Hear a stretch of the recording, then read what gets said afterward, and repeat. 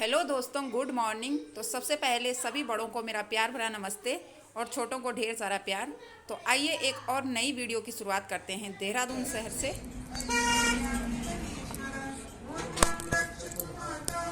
अभी के टाइम पे मैं पहुंच चुकी हूं गायत्री मंदिर में। तो अभी के टाइम पे कार्यक्रम चल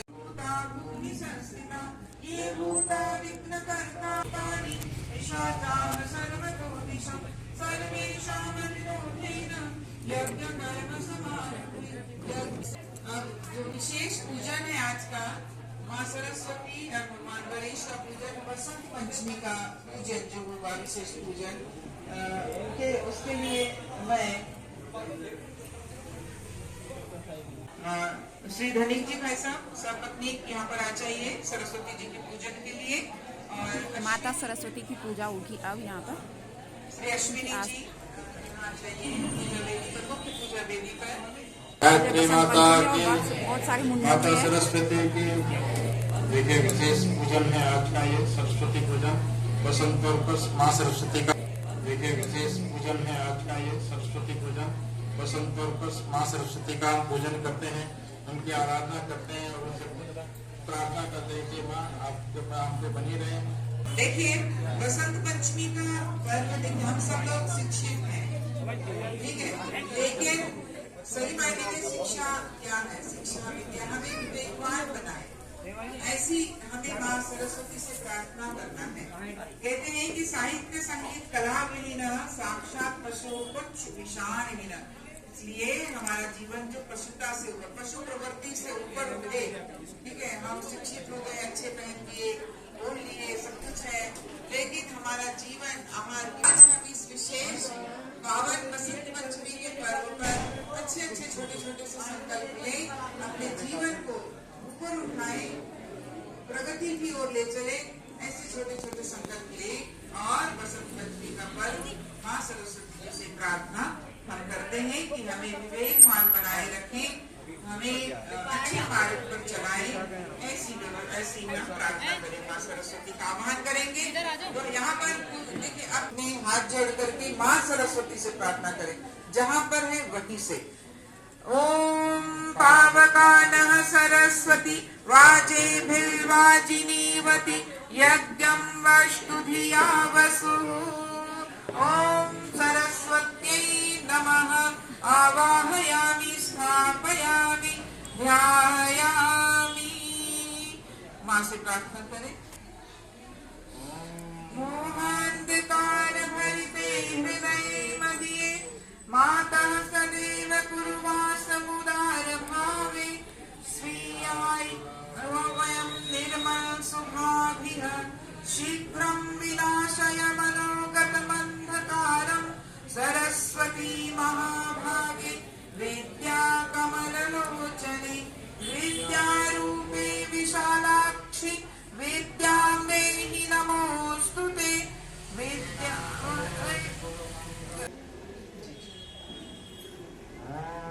सरस्वती पत्नीसुकृतं विभक्ति अपाक्वं रसेन वर्णं साम्यं गत्वं श्रिये जनयत्सुराजा। मयूर का पूजन,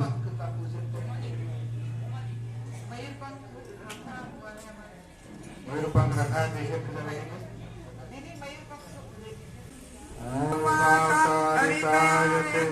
मधुरक्षन्ति सिन्धवः मातृर्नः सन्तोषुषिभिः।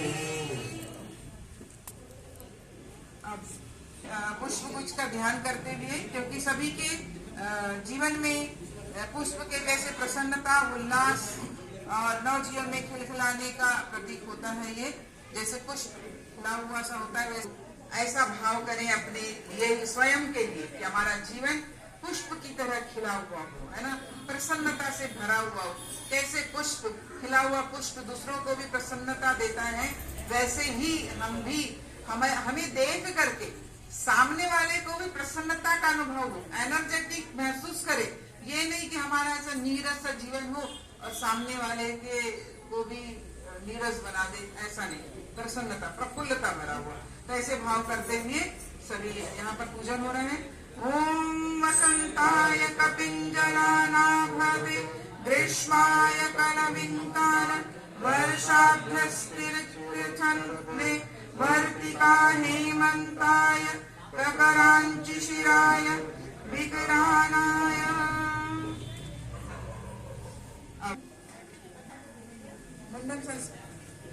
मुंडन संस्कार वाले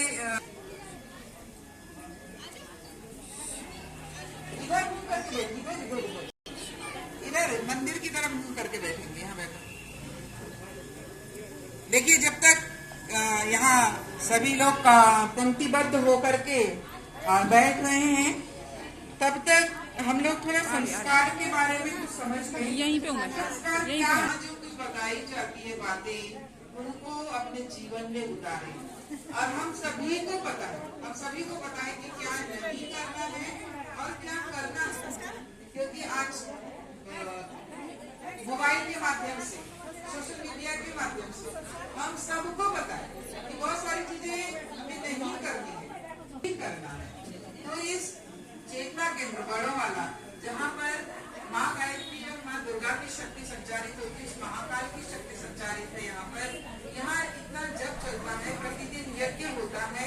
तो यहाँ की जो ऊर्जा है, इस ऊर्जा में जो हमने संस्कार कराया है, उसका कुछ प्रभाव होना चाहिए। यहाँ से जो संकल्प हम ले रहे हैं, उसको अपने जीवन में उतारें। बड़े बड़े संकल्प नहीं है, छोटे छोटे संकल्प है जो हमें मानव से महामानव बनाते हैं। एक और चीज थोड़ी सी मैं कहूंगी, यहाँ तो जैसे विद्यारंभ है और दीक्षा संस्कार है, मुंडन संस्कार है, यज्ञोपवीत है।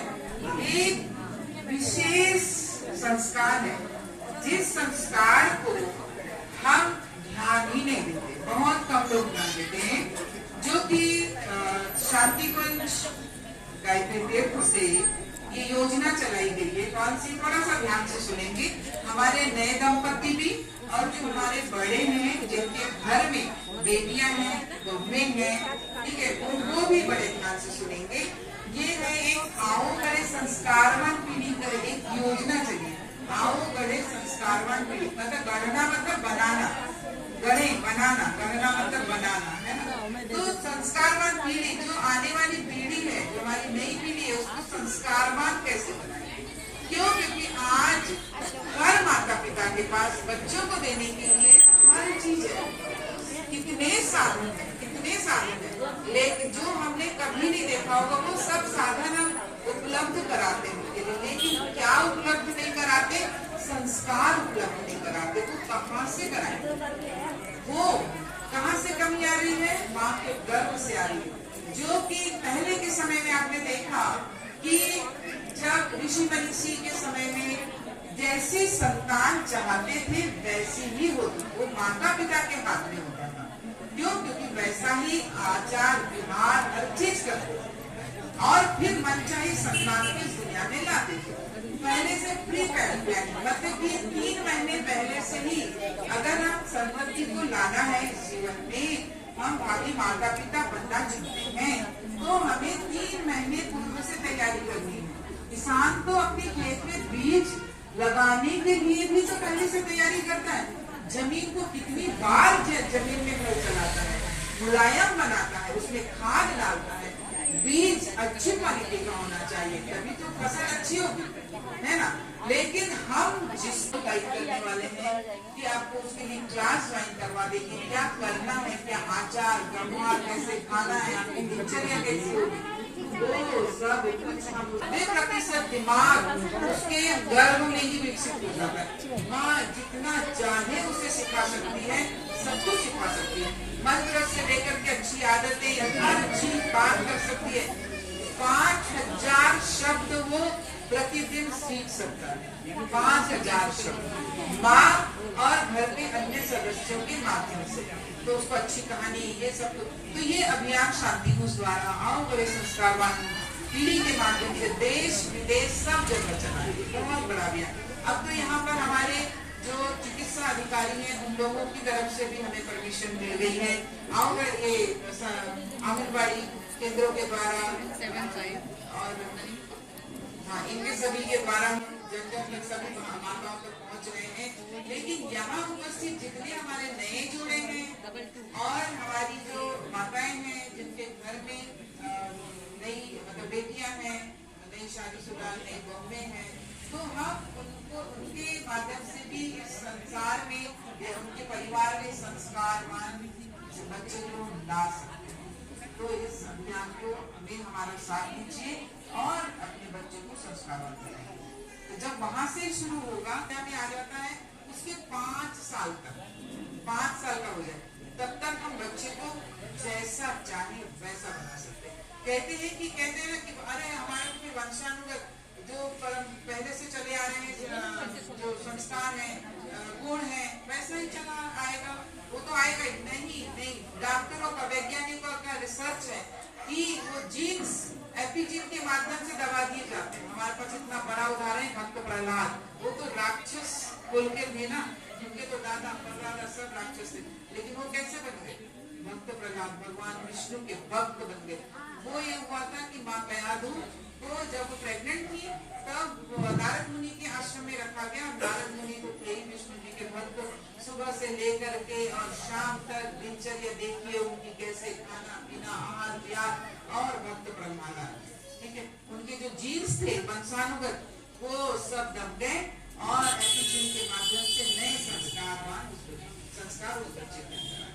हम अपने बच्चे को बना सकते हैं, ऐसे अनेकानेक उदाहरण है, बहुत लेफ्ट हैंड वाली ओम येन दाता बृहस्पतिः अस्मै इन्द्रस्य चायुषेवपत् तेन पायुषेवपामि सुश्लेक्वाय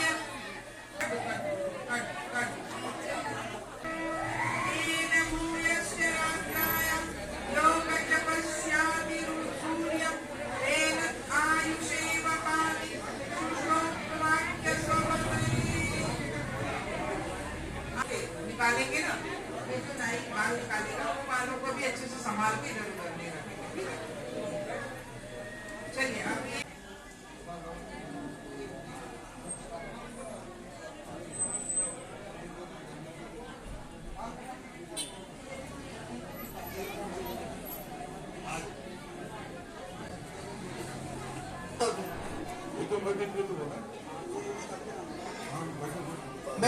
माता की, परम पूज्य गुरुदेव की, प्रणाम गुरु उसको वेद में ले जाना, गुरु के समीप ले जाना।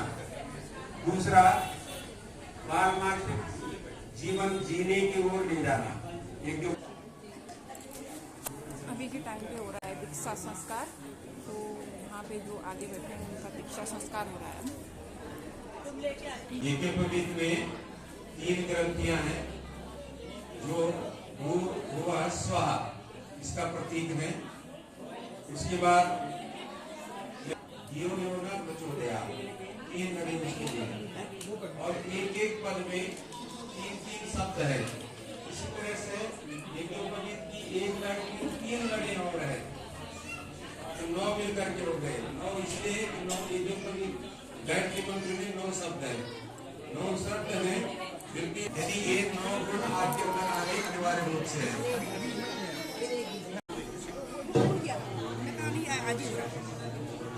हमें अक्षत आप कुछ दे दीजिए।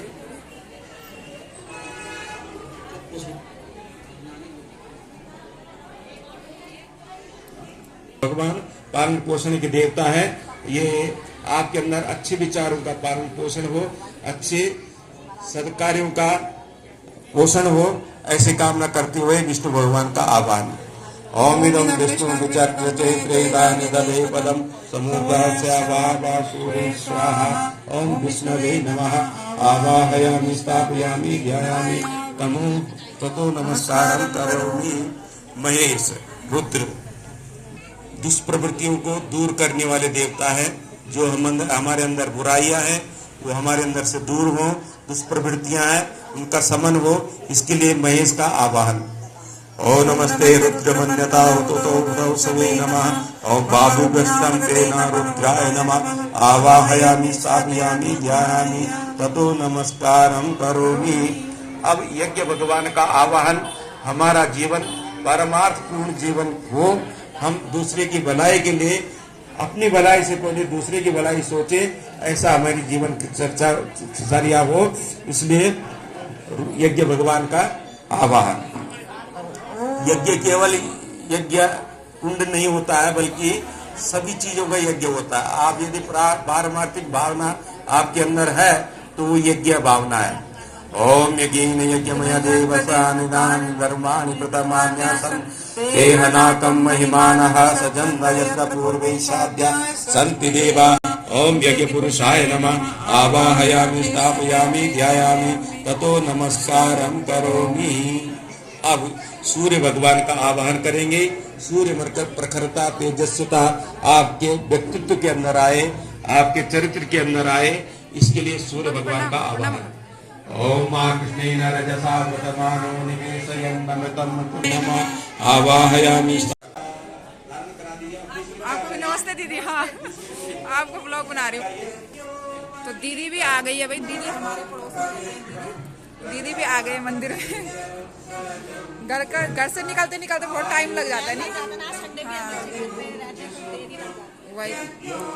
और आंटी भी आ चुकी है। जीपीएस कहते हैं इसको। आपकी लोकेशन का सब पता होगा और ये आपको जीपीएस के माध्यम से सही जगह ले जाएगा।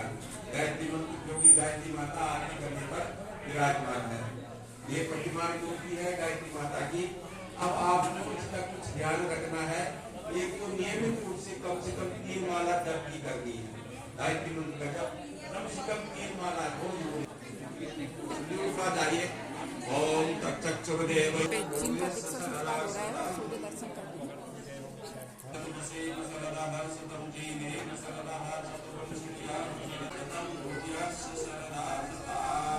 सरस्वती बौद्धिक विकास के लिए ओम पावका ना सरस्वती बाबू नीति यज्ञम विष्णु विदासतो सरस्वती नमः आवाहयामि आवाहयामि ध्यायामि ततो नमस्कारं करोमि। अब जिनको दीक्षा लेनी है, दीक्षा ले चुके हैं, उनको माला करने के लिए माला वगैरह दीक्षा दी जाती है।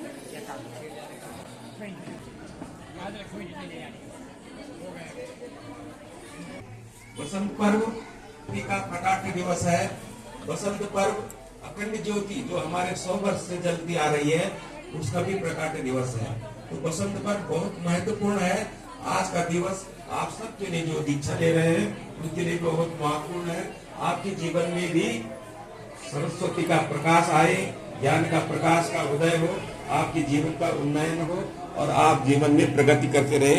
इसके लिए आप अच्छे व्यक्तित्व को करने की आवश्यकता के लिए होती है। तो आज वह विद्यारंभ संस्कार यहाँ हो रहा है। तो उस क्रम में सर्वप्रथम भगवान श्री गणेश और माँ सरस्वती का पूजन करते हैं, क्योंकि भगवान और गणेश और माँ सरस्वती शिक्षा, उनको शिक्षा का, विद्या का प्रतीक माना गया है। गुरु जी ने दे दी 5 मिनट। हाँ जी जी गुरु जी कितने दे रहे हैं? 5 के जी अभी लाती मैं। तो मेरी बेटी को मिल चुकी है ये पुस्तक, विद्या आरंभ पुस्तक। उषा दीदी तो ये है विद्या आरंभ पुस्तक। सर्वप्रथम भगवान श्री गणेश का पूजन करते हैं।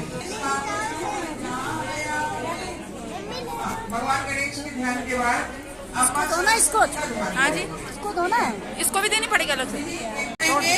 माँ सरस्वती हमारे बच्चे के अंदर अच्छी कला का विकास करें, ज्ञान दोनों के लिए उसका प्रणाम करना है, उसकी पूजा करनी है। ओम बना, ओम बड़ा उसे ऊन लिखो। तो अभी के टाइम पे मेरे बच्चों का भी चल रहा है विद्या आरंभ संस्कार। तो माता सरस्वती की पूजा के साथ साथ विद्या आरंभ हो रही है। यहाँ पे बच्चों से ओम लिखवाया जा रहा है यहाँ पे। और माता सरस्वती से यही प्रार्थना है कि हे माता, हमें अच्छी विद्या बुद्धि देना और हमारे अंदर अच्छे गुण आए और बुरे गुणों को दूर करना। हे माता, अपना आशीर्वाद हमेशा हमारे ऊपर बनाए रख। इसी कामना के साथ विद्या आरंभ हो चुकी है।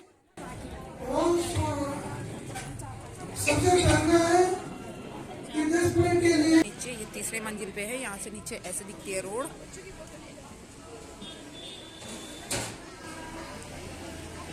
चंद्रा केंद्र से ऊपर से नीचे का अभी के टाइम पे हमारा तो हो चुका है भोजन वगैरह। अभी थोड़ा मैं भी जा रही हूँ सेवा करने और थोड़ा सा प्रसाद वगैरह बांटने। तो मिलते हैं आपको। उम्मीद है आपको मेरी ये वीडियो पसंद आई होगी। वीडियो पसंद आई हो तो वीडियो को लाइक शेयर और सब्सक्राइब जरूर करें। मिलते हैं आपको एक और नई वीडियो के साथ। तब तक के लिए जय माता की।